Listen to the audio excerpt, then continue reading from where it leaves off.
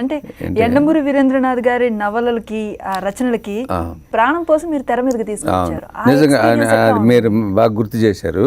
అభిలాష, challenge, రాక్షసుడు, మరణ మృదంగం ఇట్లాంటి 12 సినిమాలు చేశాడు. అలాంటి సినిమాలు చేయకపోతే నాకు ఇంత మంచి పేరు వచ్చిండేది కాదండి. దీనికి నేను ఎప్పుడు వీరేంద్రనాథ్కి కృతజ్ఞుడండి.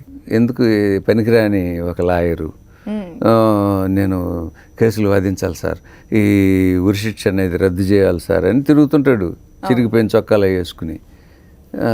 సో అలాంటి కథ తీసుకుని దాంట్లో ఫన్ వచ్చేటట్టు మేము మిక్స్ చేసి చేసాము అభిలాష.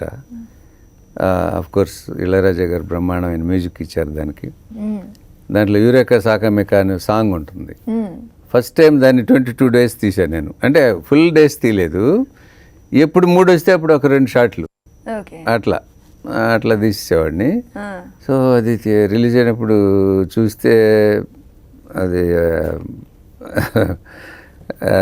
స్క్రీన్ మీద పడగానే యూత్ అంతా లేచి డ్యాన్సులు.